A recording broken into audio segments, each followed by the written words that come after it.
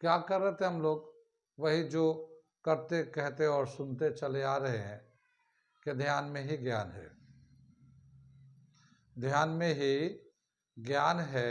जो देगा ध्यान उसी को मिलेगा ज्ञान, और जितना देगा ध्यान उतना ही मिलेगा ज्ञान। थोड़ा ध्यान थोड़ा ज्ञान, ज़्यादा ध्यान ज़्यादा ज्ञान, क्योंकि ध्यान में ही ज्ञान है। मैं साबिर अली और आप देख रहे हैं ILC से अली क्लासेस, जो अलीगढ़ बेस्ड नीट जेई का रेजिडेंशियल कोचिंग क्लास है। ठीक है, साथ ही AMU जामिया और दूसरे यूनिवर्सिटी के दूसरे एंट्रेंस की भी तैयारी कराते हैं, जैसे 9th 11th diploma engineering, BSc nursing, CET CUET वगैरह वगैरह की तैयारियाँ होती है। तो जो लोग तैयारी करना चाहते हैं वो कांटेक्ट कर सकते हैं। ऑनलाइन ऑफलाइन दोनों ही मोड अवेलेबल है। ऑनलाइन अगर आप घर बैठ के चाहते हैं कि अलीगढ़ के एक्सपीरियंस टीचर से अपने आप को तैयार करें, तो आप ऑनलाइन मोड पे जुड़ सकते हैं। वो लोग जो लोग अलीगढ़ नहीं आ सकते वो तो ऑनलाइन पे जुड़ ही सकते हैं। ठीक है, साथ ही हमारे चैनल को सब्सक्राइब कर ले, क्योंकि हम लोग AMU जामिया दूसरे यूनिवर्सिटी के जो भी इंफॉर्मेशन एडमिशन से रिगार्डेड आते रहते हैं, हम लोग अपडेट करते रहते हैं। बहुत दफ़ा ऐसा होता है कि आपको पता नहीं होता, आप किसी के चैनल को सब्सक्राइब किए नहीं थे, तो आपको पता भी नहीं चलता लास्ट डेट कब निकल गया, कब टेस्ट हो गया, कब फॉर्म आया, कब गया। तो इसकी वजह से क्या होता है कि आप बाद में जब लास्ट डेट निकल जाता है तो आपको खबर करते हैं, पूछते हैं कि भाई लास्ट डेट फॉर्म कब आएगा, क्या होगा। पता ही यहाँ चला कि यहाँ तो फॉर्म वॉर्म भर के लास्ट डेट कब का निकल चुका है। फिर आपका साल चला जाता है। तो अगर आप सब्सक्राइब करेंगे तो कोई खर्चा तो है नहीं कि आपको घर से कुछ जा रहा है। हाँ, लेकिन आप अपने आप को अपडेट रख सकते हैं। यूनिवर्सिटी के सारे इन्फॉर्मेशन आपको ऑटोमेटिकली आते रहेंगे। तो आप हमारे चैनल को सब्सक्राइब कर लें। ठीक है, हम लोग कर रहे थे केमिस्ट्री थर्मोडायनामिक्स क्लास 11। अब तक हमने बहुत सारे टॉपिक्स को कवर कर चुके थे। आज हम लोग करने जा रहे हैं अगला जो टॉपिक है वो है हीट कैपेसिटी। ठीक है, तो अभी मैं लिख रहा हूँ हीट कैपेसिटी और बताता हूँ क्या है। क्या कर रहे थे हम लोग, ये क्वेश्चन कर रहे हैं फिजिक्स का वर्क एनर्जी पावर जो है उसके जो अगला पिछला टॉपिक किया था उस टॉपिक के बेस पे कुछ न्यूमेरिकल तो हम लोगों ने पिछले वाला क्लास में किया था। इस क्लास में भी हम लोग कुछ न्यूमेरिकल्स कर रहे हैं जो इम्पॉर्टेंट है, बहुत अच्छे हैं, और इसमें बहुत सारे बेसिक कंसेप्ट को यूज़ करना पड़ता है। तो ये हमने एक क्वेश्चन लिखा है, work done by a variable force. मैं इसका फिगर दे रखा है, पहले मैं फिगर को एक्सप्लेन कर देता हूँ, फिर मैं क्वेश्चन को पढ़ता हूँ। क्या दे रखा है, ये एक फोर्स है जो इधर की तरफ लग रहा है, फोर्स ऐसे लग रहा है। ये 0 है, 5 न्यूटन, 10 न्यूटन, 15 20 न्यूटन के टर्म में दे रखा है, ये इन न्यूटन दे रखा है ये। ठीक, ऐसे ही नीचे ये जो डिस्टेंस है ये मीटर में दे रखा है। ये 1 metre, 2 metre, 3 metre, 4 metre, 5 metre ये डिस्टेंस दे रखा है। तो ये जो फोर्स है ये तो न्यूटन में दे रखा है, और ये हॉरिजॉन्टल लाइन जो है ना डिस्टेंस दे रखा है, यानी फोर्स लगने के बाद जो बॉडी डिस्प्लेसमेंट होता है फोर्स के डायरेक्शन में वो कितना हो रहा है उसके हिसाब से। आगे ये दे रखा है, ये ABPQRB ये दे रखा है। तो ये A जो है ना 10 के सामने है, तो A से P तक जो फोर्स लग रहा है वो 10 न्यूटन का फोर्स लग रहा है। A से P तक 10 न्यूटन का फोर्स लग रहा है यहाँ से। ये एक, और इतना 10 न्यूटन का जब फोर्स लगता है तो उससे 1 मीटर का डिस्टेंस ट्रेवल हुआ है। यहाँ से P से Q तक गया, यानी ये फोर्स बढ़ रहा है, 10 न्यूटन से 50 न्यूटन तक बढ़ के चला गया। लेकिन इसी बीच में बॉडी जो है ना 1 मीटर आगे की तरफ मूव किया है, 2 से 3 मीटर चला गया। फिर ये P जो Q है ये 50 न्यूटन है। अब ये फोर्स 50 न्यूटन घटते घटते घटते 4th सेकंड में 0 पे आ गया, लेकिन 15 से घट के यहाँ तक आया है। तो यहाँ पे 3 से 4 1 मीटर डिस्टेंस ट्रैवल हुआ, लेकिन वहाँ पे फोर्स घट रहा था। वो जैसे यहाँ से P से Q तक बढ़ रहा था, 10 से 15 हुआ था 2 to 3 मीटर पे, लेकिन 3 से 4 मीटर वाला जो डिस्टेंस ट्रैवल किया वहाँ पे 15 से घटते हुए 0 न्यूटन का फोर्स हो गया। अब ये 4 के बाद फोर्स फिर बढ़ना शुरू किया, लेकिन नेगेटिव डायरेक्शन में, अपोजिट डायरेक्शन में, यानी जो हम लोग अप्लाइड कर रहे थे, एक्सेलरेट करा रहे थे, अब वो रिटार्ड हो रहा है, अपोजिट डायरेक्शन में फोर्स लग रहा है और नेगेटिव वर्क डन होगा।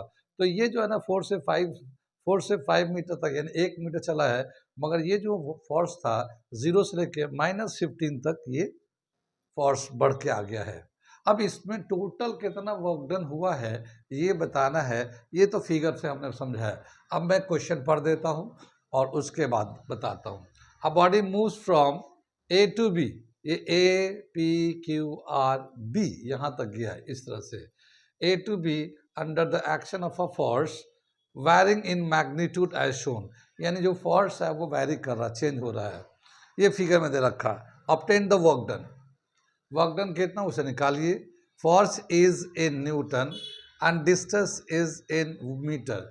फोर्स जो है ना न्यूटन में दे रखा है और डिस्टेंस जो है वो मीटर में दे रखा है। कितनी बात सुन में आई? आगे चले हम लोग। ठीक है, तो ये हमारा क्वेश्चन होगा, ये फिगर दे रखा है। अब हम लोग वर्क डन निकालते हैं। ठीक है, सोल्यूशन करते हैं इसका।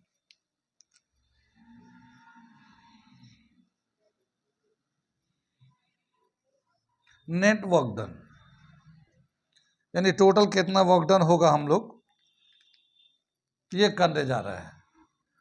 ठीक, यहां से बताया क्या कि यहां से यहां तक जो वर्क डन है, ये तो एक हम लोगों ने बताया था कि फोर्स इनटू डिस्प्लेसमेंट जो होता है, एक हम लोग कांस्टेंट फोर्स भी निकाल सकते हैं, वेरिएबल फोर्स भी निकाल सकते हैं।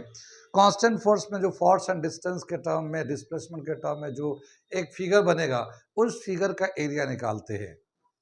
So area of the figure will give the work done when the axes are force versus displacement. अगर एक्सिस को फोर्स वर्सेस डिस्प्लेसमेंट दिखा रहे हैं तो उस फिगर का एरिया वर्क डन को बताएगा। ठीक है, तो नेट वर्क डन कितना हो जाएगा? Work done from 1 to 2, 1 to 2 plus work done plus 2 to 3 plus work done 3 to 4 plus work done 4 to 2 to 3, 3 to 4, 4 to 5, 4 to 5 ये दे रखा हमारा। ठीक, work done A to B अगर यहाँ से 1 से 1 मिनट तक जा रहे हैं या 1 मीटर तक जा रहे हैं, ये यहाँ पे, तो ये क्या बनता है? एक रेक्टेंगल बनता है। और रेक्टेंगल का एरिया निकालेंगे तो लेंथ इंटू ब्रेथ हो जाएगा। अगर हम लोग फोर्स को इधर से लेते हैं, ये फोर्स है, ये 10 न्यूटन है, और ये तो ये मान लो इसका लेंथ हो गया, ये ब्रेथ हो गया, ये 1 मीटर हो जाएगा। तो एरिया ऑफ रेक्टेंगल जो होगा हमारा 10 इंटू 1, यानी ये वाला जो वर्क डन 1 2 आएगा, ये 10 इंटू 1 प्लस में आएगा क्योंकि ये 0 के ऊपर है। ठीक है, ऐसे ही ये तो रेक्टेंगल था। अब यहाँ पे दे रखा 2 to 3, तो ये जो फिगर बन रहा है ये एक ट्रेपीजियम बन रहा है, एक ट्रेपीजियम बन रहा है। सो एरिया ऑफ ट्रेपीजियम कैसे निकालते हैं? Half sum of parallel side into distance between the parallel side, ये फॉर्मूला होता है हमारा। तो यहाँ पे जो है इसका निकालते हैं 2 to 3 वाला, half sum of parallel side. तो एक साइड तो ये है और एक साइड ये है, ये साइड का जो वैल्यू होगा 10 है और इस साइड का जो वैल्यू होगा वो 15 होगा। तो ये सम हो जाएगा 10 + 15, ये पैरेलल साइड का सम हो गया। और इन दोनों पैरेलल साइड के बीच का जो डिस्टेंस है ये 1 है, 2 to 3 ये 1 हो गया। कितनी बात सुन में, यहाँ तक समझ में आ गया? ऐसे ही 3 to 4, 3 to 4 ये एक ट्रायंगल है ये, और ट्रायंगल का एरिया का फॉर्मूला होता है हाफ बेस इंटू हाइट। तो हम लोग यहाँ पे निकाल लेते हैं इसका हाफ बेस, यहाँ से 3 to 4 1 ले लेते हैं, और ये हाइट है इसके पूरा मैक्सिमम हाइट ये 15 है, तो ये 15 ले लिया। ठीक, अब ये जो है ना 4 to 5 जो है ना वर्क डन 4 to 5, ये जो वर्क डन है वो माइनस में आ जाएगा क्योंकि वो नेगेटिव है, तो मैं इसको माइनस में ले लेता हूँ इसको। ठीक है, नेगेटिव में है, ये भी एक ट्रायंगल है, और ट्रायंगल का जो एरिया का formula half base into height, तो इसमें हाफ बेस यहाँ से यहाँ तक 1 ले लेंगे, 4 to 5 का 1 ले लेंगे, और इसकी जो हाइट है ये वाली ये -15 है, तो माइनस तो हमने यहाँ लगा ही दिया, तो सिंपली 15 ले लेते हैं। कहाँ कहाँ समझ में आया? ये हम लोगों ने देखा कि अलग अलग फिगर था, फोर्स वर्सेस डिस्प्लेसमेंट का जो ग्राफ बनाया गया है वो अलग अलग फिगर है, और अलग अलग जो फिगर है ज्योमेट्रिकल फिगर है उसका एरिया निकालना है। ठीक, और वो एरिया का हम लोग लिख दिया। अब देखिए कितना आता है ये 10 × 10, ये आ जाएगा, ये आ जाएगा 10 + 15 25, 25 को 1 से 25 ही आ जाएगा, आधा करेंगे 12.5 हो जाएगा, हाफ कर दिया। और ये 15/2 आ जाएगा, 15/2 को करेंगे तो 7.5 आ जाएगा, और ये भी 7.5 5 आएगा। ये कितनी बात समझ में आई? ये जो 7.5 है और ये 7.5, ये दोनों तो एक प्लस में एक माइनस में कैंसिल कर देगा, ठीक है। ये दोनों को प्लस कर देगा, 10 + 12.5, ये आ जाएगा 22.5 जूल ऑफ वर्क। इतना वर्क डन होगा, नेट वर्क डन। कहाँ कहाँ समझ में आया? कुछ समझ में आ रही है? ये था हमारा एक क्वेश्चन जो वेरिएबल फोर्स के हिसाब से ग्राफ बेस्ड दे रखा है। ऐसे और भी बहुत सारे क्वेश्चन है जो ग्राफ बेस्ड है, मगर मैंने एक ही करा देता हूँ, बाकी वर्क में दे देंगे, वर्कशीट में दे देंगे बाद में, तो वो आप उसमें से प्रैक्टिस करेगा। कहने का मतलब ये कि फोर्स एंड डिस्टेंस डिस्प्लेसमेंट के टर्म में जो फिगर बनेगा उसका वर्क डन निकालने के लिए जो भी फिगर है उसका एरिया निकालिए, वही एरिया जो है उसका वर्क डन हो जाता है, ठीक है। आगे चले हम लोग एक दूसरा क्वेश्चन करने जा रहे हैं। ऐसे क्वेश्चन भी बहुत सारे हैं, आते रहते हैं, ठीक है ना। मिटा दे इसे, समझ में आ गया? क्या है ये अगला क्वेश्चन हम लोग लिख दिया। क्या दे रखा मैं पढ़ता हूँ, समझाता हूँ, करके दिखाता हूँ। A particle moves along the X axis from x0 to x5 metre under the action of a force given by F is equal to 7 minus 2x plus 3x square. Find the work done in the process. एक particle जो ना x axis में 0 metre से लेके चल के 5 metre तक जाता है। जब एक फोर्स काम कर रहा है और फोर्स का जो वैल्यू दे रखा है 7 minus 2x plus 3x square, तो ये दे रखा है। तो बताना कि टोटल नेट वर्क डन कितना हुआ। तो यहाँ पे जो फोर्स है वेरिएबल फोर्स है और डिस्टेंस भी डिस्प्लेसमेंट भी चल रहा है एक्स एक्सिस में, तो उसको कितना वर्क डन होगा वह निकालना है, ठीक है। तो सोल्यूशन कर रहे हैं हम लोग, सोल्यूशन वर्क डन, ठीक है। व्हेन क्या दे रखा, work done when the particle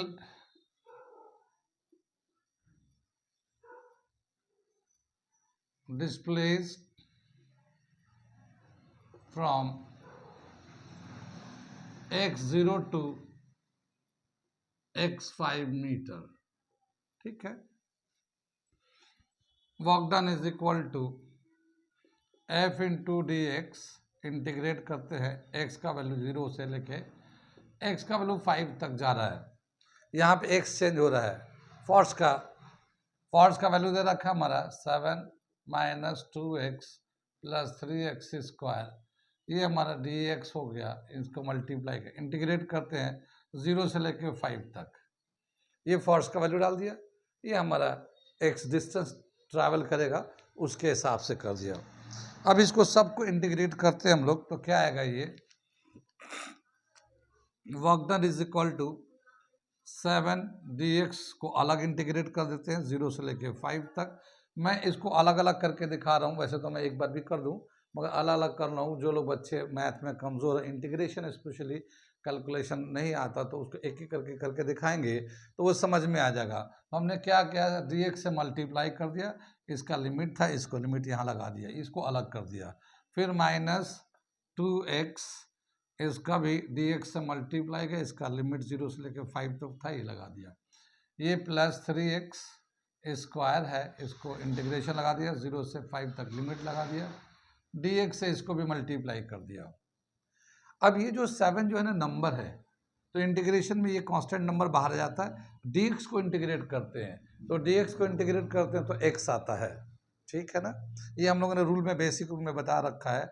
तो ये a आ जाएगा, ये x हो जाएगा 0 से लेकर 5 तक, ठीक।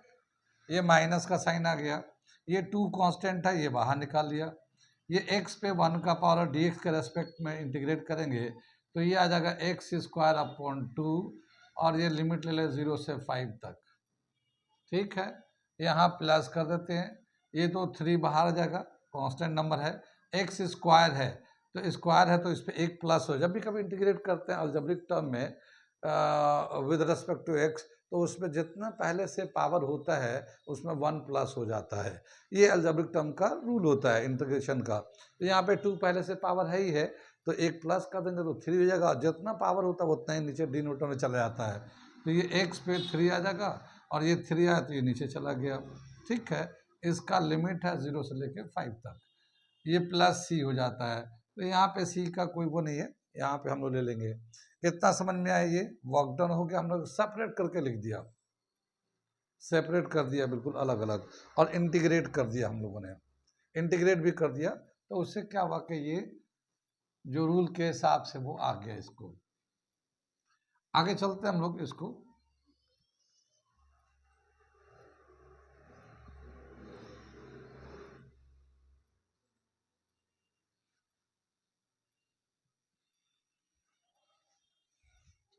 ये वाला समझ में आया ना, dx का इंटीग्रेट तो x आता है, वो उसके हिसाब से कर दिया हम लोगों ने। अब क्या करेंगे, यहाँ पे जो x है इसका जो है ना, एक बार अपर लिमिट डालेंगे, एक बार लोअर लिमिट डालते हैं, तो क्या हो जाएगा, ये हमारा work done is equal to, ये तो 7 बाहर था ही था, ये 7 बाहर है, यहाँ पे जो ना एक बार अपर लिमिट 5, लोअर लिमिट 0 आ जाएगा। एक बार x की जगह पे 5 डालेंगे, फिर माइनस लोअर लिमिट डालेंगे, ठीक। यहाँ पे माइनस हो गया, बल्कि ये 2 बाहर आ जाएगा, तो 2 से 2 कैंसिल हो जाएगा, ये 2, ये जो 2 है ना ये बाहर आएगा तो कैंसिल हो जाएगा। यहाँ बचेगा एक्स स्क्वायर, तो ये हमने 2 को कैंसिल कर लिया। एक्स स्क्वायर जो था ये हम लोग अभी रख लेते हैं 0 से 5 तक के लिए, ये ऐसे 3 से यहाँ 3 कैंसिल हो जाएगा, और ये बचेगा एक्स क्यूब 0 से 5 तक, ये लिमिट है डिस्प्लेसमेंट का। ये तो हमने डाल दिया था। ठीक इसी तरह से यहाँ पे जो है 7 5 35, ये वाला मल्टीप्लाई, ब्रैकेट खोल दिया। यहाँ पे क्या होगा, एक बार अपर लिमिट आएगा, फिर minus lower limit. Upper limit में 5 आएगा, 5 का स्क्वायर करेंगे तो 25 हो जाएगा। लोअर लिमिट में 0 है, 0 का स्क्वायर करो तो 0 ही आएगा, तो इसका मतलब कितना आ गया, ये 25 आ जाएगा, ठीक है।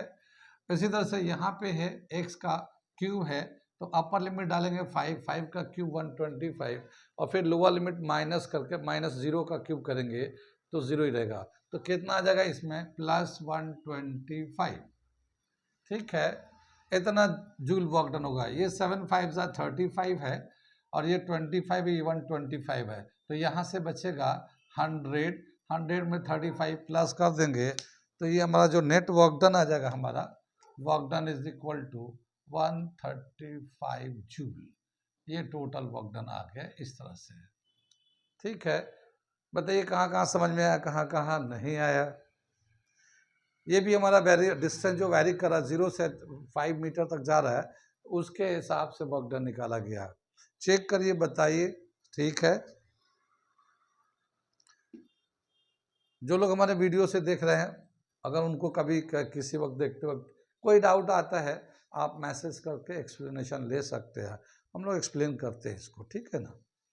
समझ में आ गया, इसे मिटा दे। इसके आगे चलते हैं, अगला एक क्वेश्चन करते हैं। ये तो था वेरिएबल फॉर से, इससे बेस कर तो बहुत सारे क्वेश्चन है, इस तरह के बहुत सारे क्वेश्चन है, मगर हम लोग एक एक जो अच्छे सवाल है, ठीक ठाक सवाल है, जिससे एक कंसेप्ट क्लियर हो जाए कि हाँ इस चीज़ को कैसे करना है, इसको कैसे करना है, उस कंसेप्ट क्लियर के लिए हम लोग अच्छे अच्छे जो सवाल है वो हम करा रहे हैं, कंसेप्ट बेस्ड सवाल।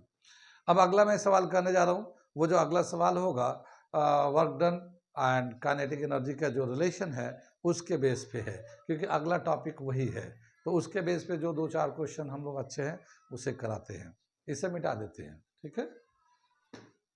ठीक है, ये अगला क्वेश्चन हम लोग कर रहे हैं।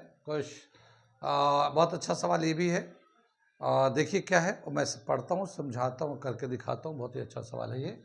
क्या है, अ shoot traveling at the rate of 100 meter per second is just able to pierce a plank of 4 centimeter thick. What velocity is required to pierce a plank of 9 centimeter thick? ठीक है, एक बुलेट है, एक shoot है, उसकी जो speed होती है 100 मीटर पर सेकंड होता है, तो वो 4 सेंटीमीटर थिक वॉल को पियर्स कर देता है, यानी कि सुराख कर देता है उसमें। कितनी वेलोसिटी होनी चाहिए उस तरह के शूट का, अगर वो 9 सेंटीमीटर थिक प्लैंक को पियर्स करना है, यानी कि उसमें सुराख करके जाना है, पार करना है, तो कितनी वेलोसिटी होनी चाहिए, ठीक है। जैसे ये 4 सेंटीमीटर का है, ये ठीक है ना। ये 4 सेंटीमीटर का है, ये 4 सेंटीमीटर का। इसको पार करने के लिए 100 मीटर पर सेकेंड की स्पीड चाहिए। अगर एक प्लैंक जो है वो 9 सेंटीमीटर थिक है ऐसे, तो 9 सेंटीमीटर थिक, तो इसको पार करने के लिए कितनी वेलोसिटी होनी चाहिए? ये v1 ले लो, इसे v2 कर लो, कितनी वेलोसिटी होनी चाहिए? ठीक, इसमें आगे चले, समझ में आ गया सवाल। यानी अगर 100 सेंटीमीटर का होता उसकी वेलोसिटी, तो एक 4 सेंटीमीटर थिक प्लैंक को वो क्रॉस कर जाता है। अगर 9 सेंटीमीटर का प्लैंक है, उसे क्रॉस करने के लिए कितनी वेलोसिटी की ज़रूरत होती है? ठीक है, सवाल ये है। करते हम लोग इसको, सॉल्यूशन कर रहे हैं इसको।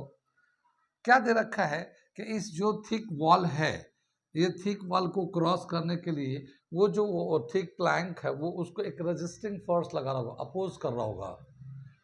तो जो रेजिस्टिंग फोर्स है वो इनटू डिस्प्लेसमेंट वर्क डन होगा, और वो जितना वर्क डन होगा वो टोटल उस बुलेट के, उस शूट के काइनेटिक एनर्जी के बराबर होगा, क्योंकि उधर निकलने के बाद उसकी वेलोसिटी 0 हो जाता है। तो जितना चेंज इन काइनेटिक एनर्जी होगा वो उस थिकनेस को क्रॉस करने के लिए या उस थिकनेस का रेजिस्टिंग फोर्स को ओवरकम करने के लिए यूज हो जाता है। ठीक है, तो क्या बताया? According to work energy theorem, according to work energy theorem,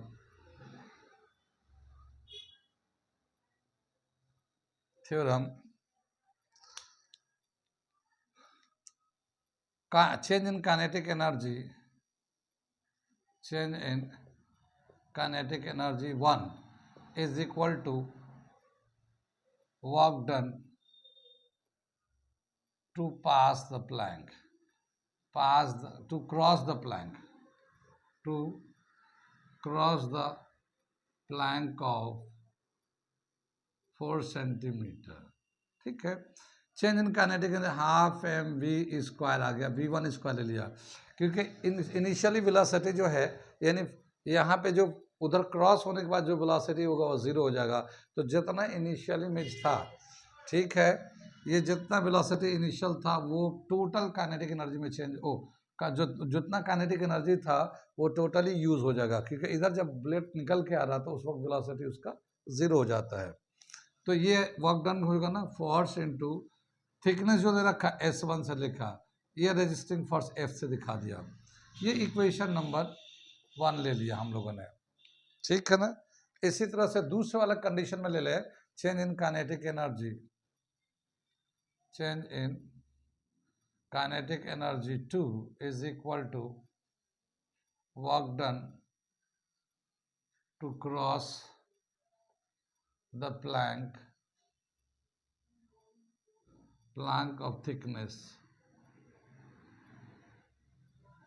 9 centimetre.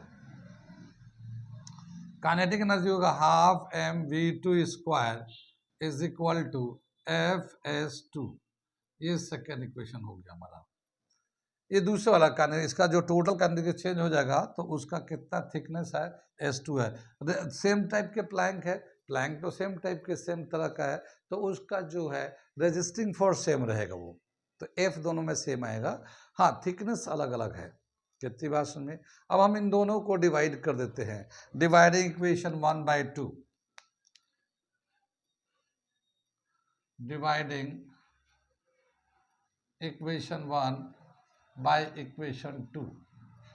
तो इसको जब है ना, ये इसको डिवाइड करेंगे तो 1/2 mv1 square 1/2 mv2 square is equal to F(S1) F(S2) ऐसे आ जाएगा। ठीक है, इसका जो है हाफ एम कैंसिल कर लेंगे, v1 square upon v2 square ये आ जाएगा, ये F से F कैंसिल होगा, ये S1 अपॉन S2 आ जाएगा। ठीक है, इनका जो है कॉमन स्क्वायर कर लेते हैं, v1 अपॉन v2, ये कॉमन स्क्वायर कर लेते हैं, तो ये S1 अपॉन S2 आ जाता है। ठीक है, ये मैं मिटा के फिर वहां ले चलता हूं। यहाँ पे जो है इसका स्क्वायर इधर जब शिफ्ट करेंगे तो क्या आ जाएगा, V1/V2 is equal to root S1/S2।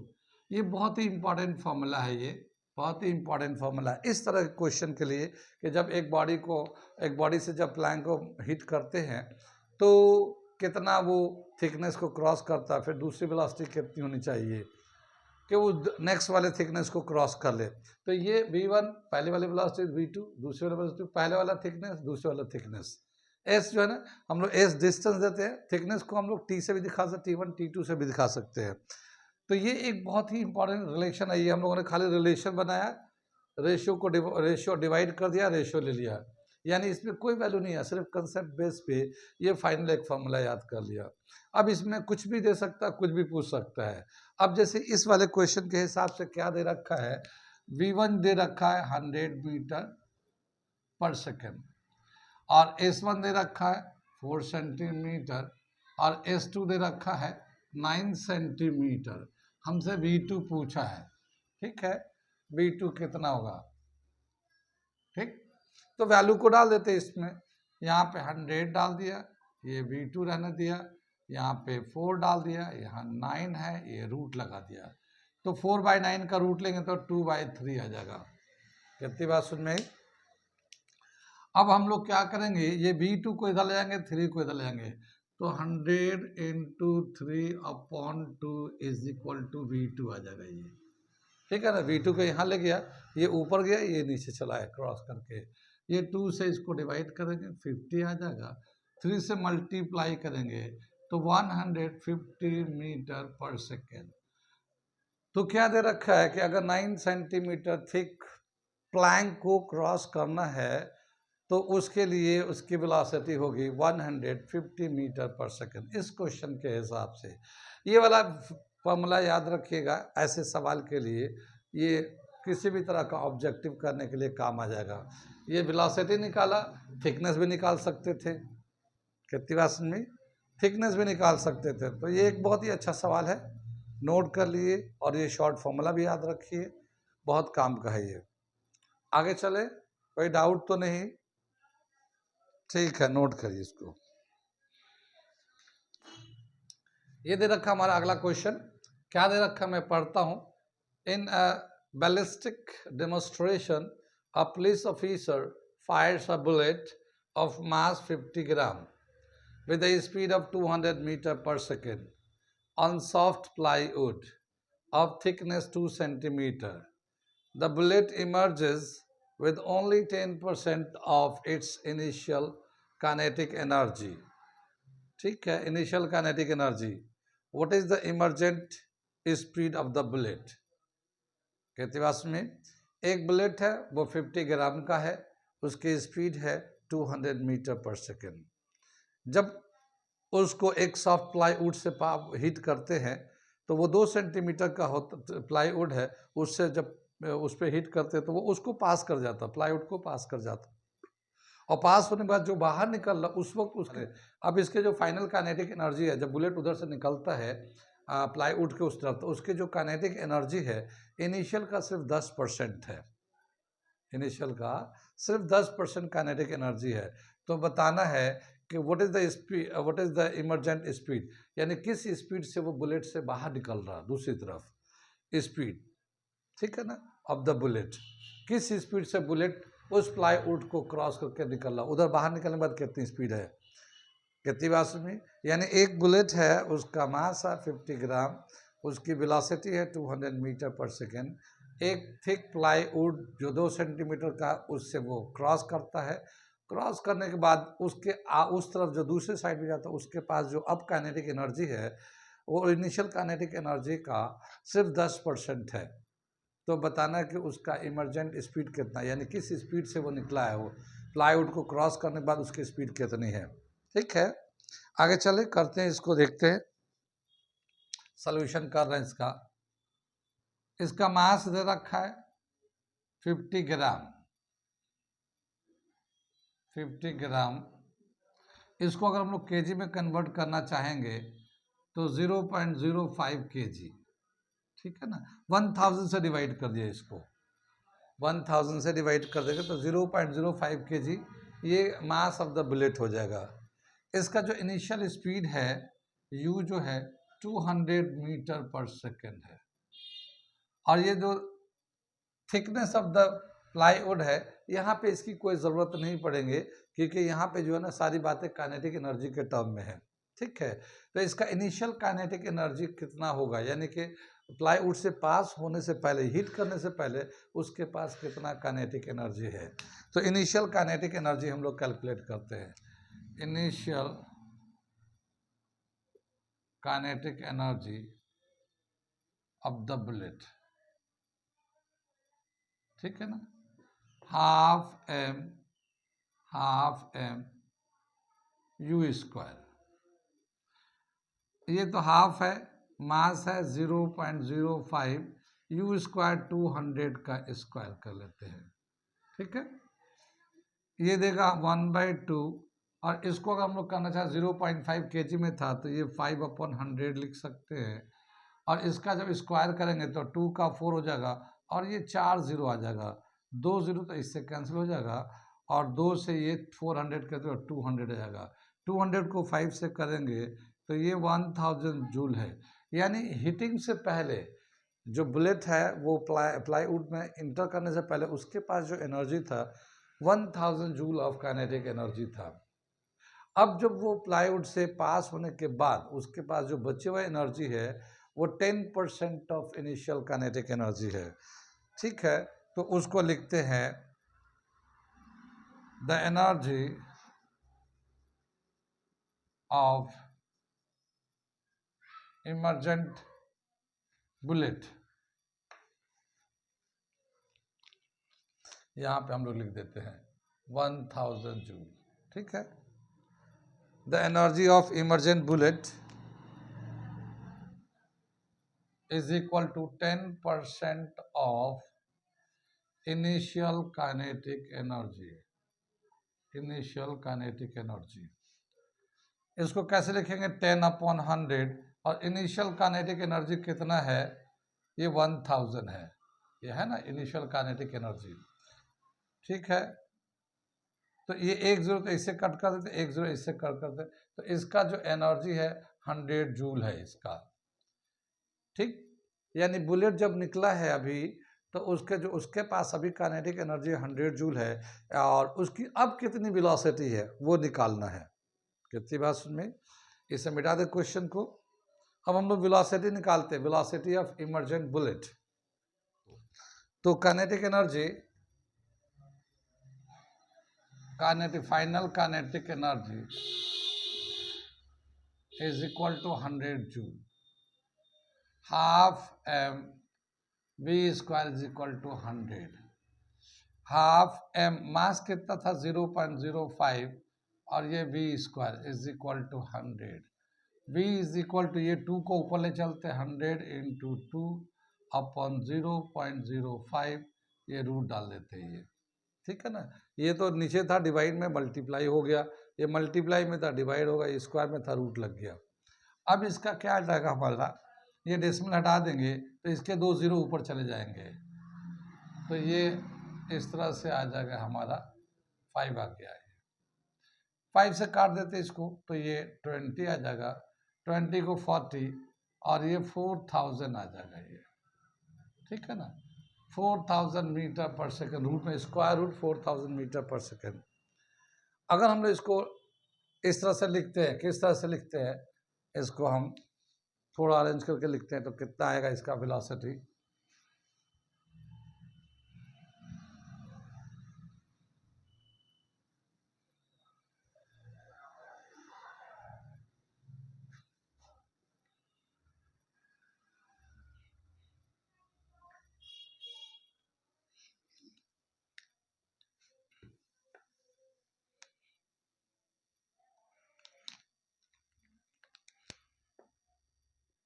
v जो है इसको 400 को हम लोग 40 × 100 कर लेते हैं और रूट में डाल देते हैं। 100 का रूट 10 आ जाएगा, 40 का रूट क्या होगा 6 पॉइंट समथिंग आ जाएगा, तो हम लोग ले सकते हैं 6.310 × 10 मीटर पर सेकेंड, ऐसे ले सकते हैं। ठीक है ना।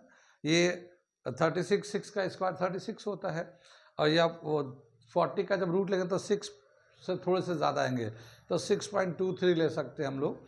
और ये 100 का स्क्वायर जो है ना 10 आ गया, तो इसको हम लोग ले सकते हैं। तो कितना आ जाएगा ये 63 मीटर पर सेकेंड। तो निकलने के बाद उसकी जो स्पीड है 63 मीटर पर सेकेंड, लेकिन जब वो इंटर किया था उस वक्त कितना वेलोसिटी था 200 मीटर पर सेकेंड। जब प्लाईवुड पे हिट किया था उससे पहले जो उसकी स्पीड थी 200 मीटर पर सेकेंड, और जब वो प्लाईवुड को क्रॉस करके जब बाहर की तरफ निकला तो उस वक्त उसकी स्पीड है 63 मीटर पर सेकेंड, 63 पॉइंट समथिंग होगा, हमने अराउंड ऑफ 63 कर रखा है, तो 63 मीटर पर सेकेंड।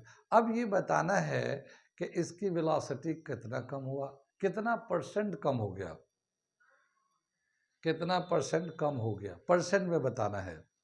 अब जैसे यहाँ पे क्या हुआ था, बुलेट जब पार किया तो उस वक्त जितना भी एनर्जी था उसका 90% एनर्जी जो है ना बुलेट को क्रॉस करना, प्लाईवुड को क्रॉस करने में यूज़ हो गया, क्योंकि जब वो उधर बाहर निकला था तो उसके पास सिर्फ 10% ऑफ काइनेटिक एनर्जी था। जब वो प्लाईवुड को क्रॉस किया था तो उसके पास, बुलेट के पास सिर्फ 10% ऑफ इनिशियल काइनेटिक एनर्जी, यानी 90% ऑफ एनर्जी जो था उस 2 सेंटीमीटर प्लाईवुड को क्रॉस करने में यूज़ हो गया। तो 90% एनर्जी जब यूज़ हो गया तो उसका वेलोसिटी भी 90% घटना चाहिए, पर ऐसा नहीं है। उसका वेलोसिटी कितना घट रहा है, कितना परसेंट घट रहा है, वो मैं अभी बताने जा रहा हूँ। ठीक है, आगे चले, यहाँ से मिटा दे इसको।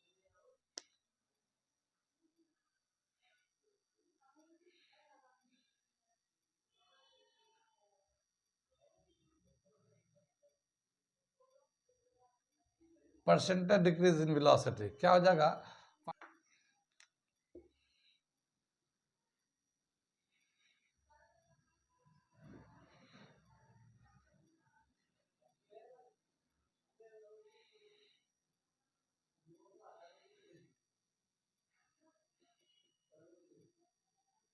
ये हम लोग रिड्यूस इन वेलोसिटी निकालेंगे, decrease in velocity upon original velocity into 100%। तो कितना वेलोसिटी डिक्रीज कर गया, तो ओरिजिनल जहाँ था 200 था, अब है 63, तो इतना तो वेलोसिटी डिक्रीज कर गया अपॉन 200 इंटू 100%। ठीक है, ये दो जीरो इससे कैंसिल हो जाएगा, ये 200 में 63 माइनस करेंगे तो ये 137 अपॉन 2%। 2 6 12, 2 6 12, 2 8 16, ठीक है ना, 68.5%। ठीक है ना, लगभग इतना परसेंट वेलोसिटी रिड्यूस्ड हो गया। ठीक, क्या समझ में आया कि जब वो बुलेट एक प्लाईवुड से क्रॉस किया तो उसका काइनेटिक एनर्जी तो 90% डिक्रीज कर गया, क्योंकि पास करने बाद उसके पास काइनेटिक एनर्जी सिर्फ 10% बचा हुआ है, तो काइनेटिक एनर्जी तो 90% डिक्रीज कर गया, लेकिन वेलोसिटी कितना डिक्रीज किया है, जस्ट 68% डिक्रीज किया, 68.5%, इतना परसेंट डिक्रीज किया है। इसका मतलब काइनेटिक एनर्जी जितना डिक्रीज किया है उतना ही वेलोसिटी डिक्रीज नहीं हुआ, जैसे 90% काइनेटिक एनर्जी डिक्रीज किया तो वेलोसिटी भी 90% डिक्रीज हो जाएगा, ऐसा नहीं है। वेलोसिटी जस्ट 68% डिक्रीज हुआ, क्योंकि अभी भी क्रॉस होने के बाद उसकी वेलोसिटी 63 पॉइंट समथिंग मीटर पर सेकेंड स्क्वायर बचा हुआ।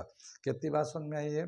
तो ये था एक क्वेश्चन, बहुत ही अच्छा क्वेश्चन, कैसे पास किया ये भी, इसके लिए भी हम लोग शॉर्ट, इस क्वेश्चन में हमने क्या बताया था कि जब वो प्लाईवुड से पास कर रहा है उसकी वेलोसिटी v स्क्वायर है, 200 स्क्वायर है, तो जब वो पार कर रहा तो 10% एनर्जी बचा हुआ है उसके पास, वो 10% भी हो सकता है, 15% भी हो सकता है, 20% भी हो सकता है, तो उसकी जो फाइनल वेलोसिटी होगा वो कितना होगा, एक शॉर्ट फॉर्मूला हम लोग बना देते हैं इसका।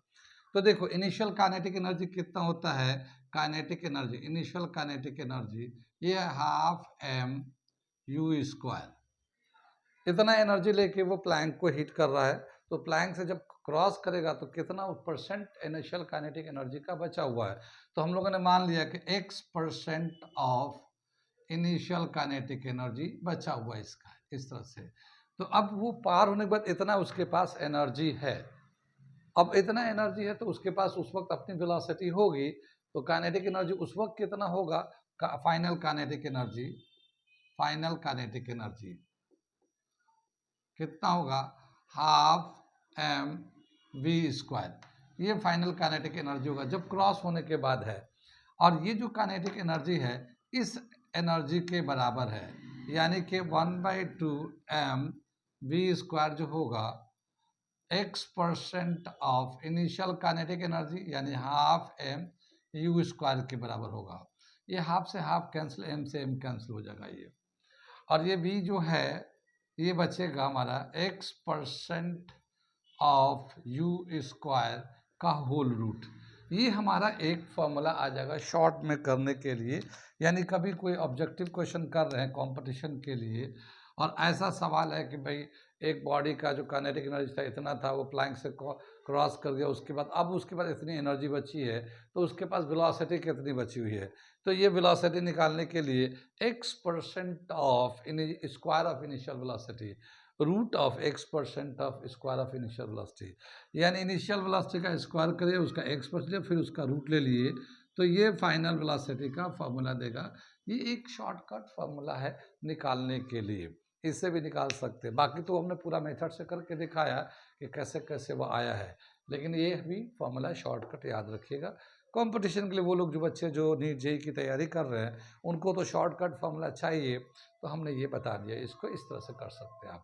अब जैसे यहाँ पे ही है, अगर आप निकालना चाहेंगे तो कैसे आ जाएगा इस क्वेश्चन के लिए, जैसे यहाँ पे दे रखा है v is equal to 10% of initial kinetic energy, तो इनिशियल वेलोसिटी तो ये 200 था, इसका स्क्वायर कर लेते हैं, ठीक है ना।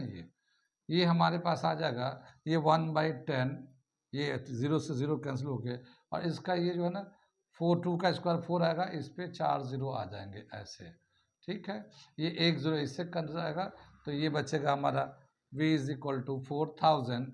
ये हम लोगों ने किया था, 4000 आया था, 40 इंटू 100, ठीक है ना। और ये 6.3 इंटू 10 हमने जैसे किया था वो 63 मीटर पर सेकंड ऐसे निकाल दिया है, ठीक है। तो इससे कर सकते हैं, तो ये आपका एक शॉर्टकट फॉर्मूला हो गया, ठीक है। कंटिन्यू रखेंगे अभी हम लोग, इसी पे बहुत सारे भी सवाल है तो कंटिन्यू रखेंगे, अभी आज यहीं तक रहने देते हैं।